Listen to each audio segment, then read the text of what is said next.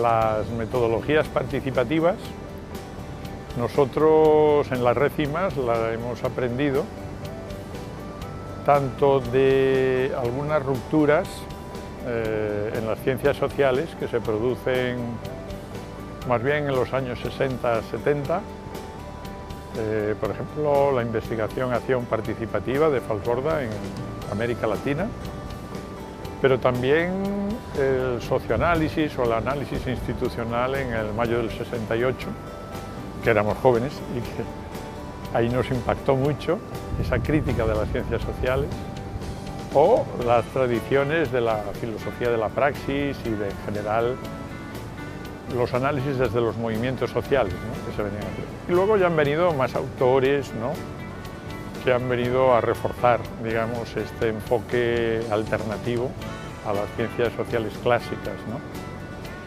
Pero no solamente autores, que sé, aquí en España siempre echamos mano de Jesús Ibáñez, ¿no?, o de las teorías de la complejidad de von Foster o de Morin, o también con Galtung y con, yo qué sé, en América Latina con Carlos Matus, o bueno, una serie de autores, ¿verdad?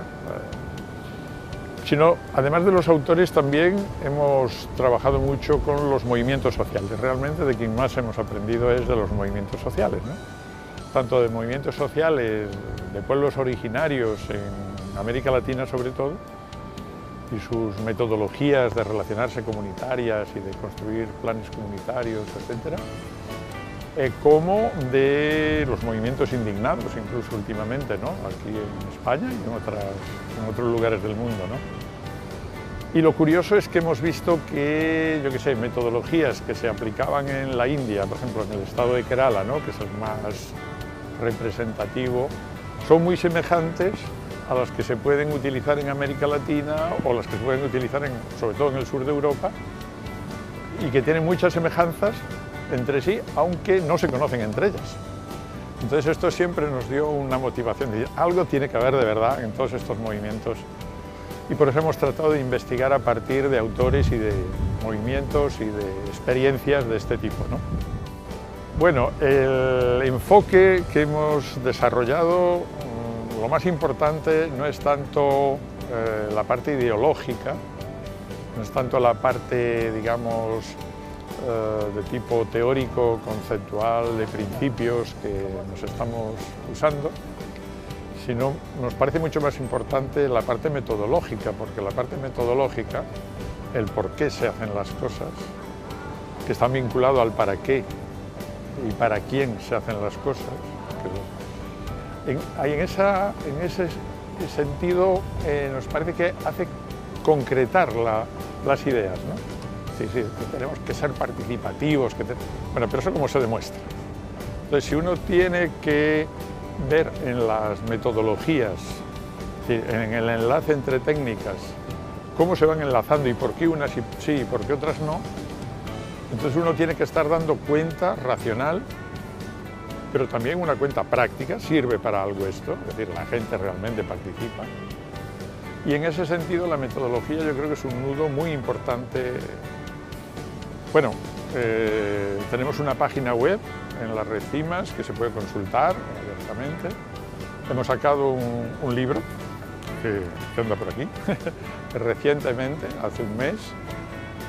Y lo que ahí se dice sustancialmente son, bueno, unos cuantos pasos que en casi todos estos procesos se repiten en cierto orden, ¿no? Y que a nosotros, la metodología que utilizamos más, la sociopraxis, nos diferencia de algunas otras metodologías participativas. Por ejemplo, empezar por una autorreflexión del equipo o del grupo que empieza.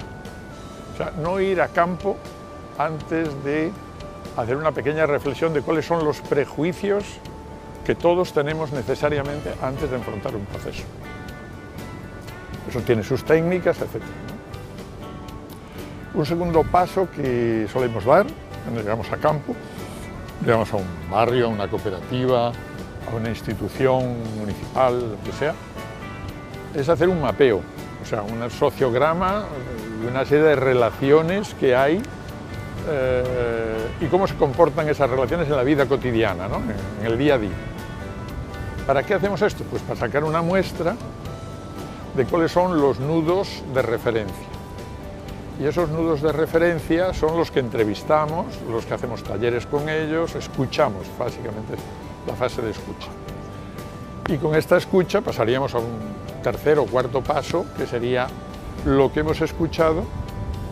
Por supuesto que lo analizamos nosotros, ¿no? Y hacemos nuestras categorías, procurando no quedarnos en blanco-negro, sino que haya 3 o 4 posiciones, ¿no?, en cada categoría analizada.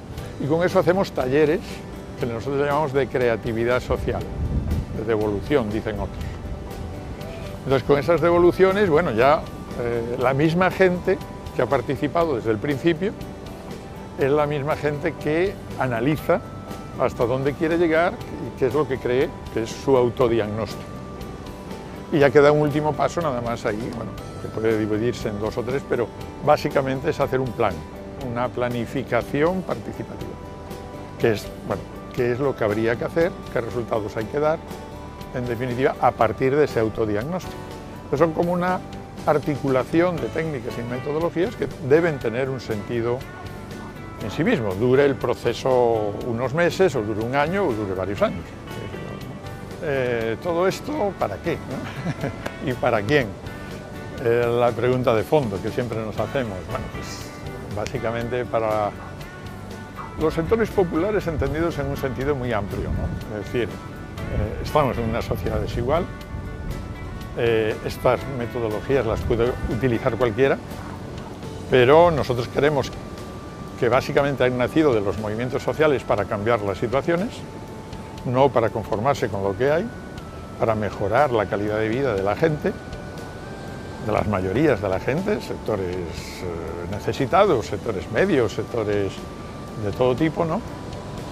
Lo que se suele decir ahora, ¿no?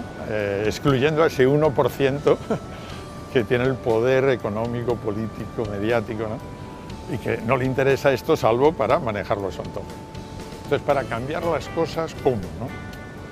Eso es lo que se suele decir para el cambio, para la transformación social, no al servicio de ningún partido político, ¿no?, pero sí al servicio de una idea sociopolítica amplia. Muchas veces hemos dicho, bueno, el Foro Social Mundial, por ejemplo, recoge muchas tendencias mundiales de muchos movimientos diversos, ¿no? Yo creo que es el referente sociopolítico que a nosotros nos convence más y que le da un sentido más allá de una técnica o de una metodología a lo que nosotros tratamos de hacer.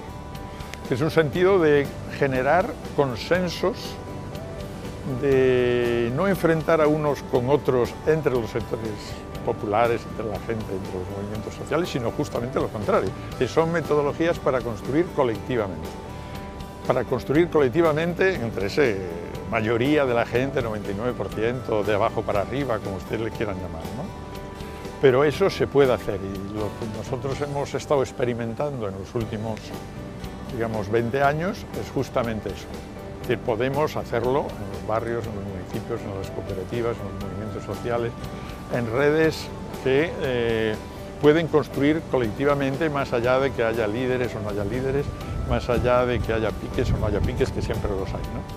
Cómo construir democracias, nosotros llamamos democracias de iniciativas desde abajo, con unos circuitos paralelos, o en paralelo, si quieren ustedes, a el circuito de la democracia representativa, de la democracia de partidos. Estamos hablando de otra cosa.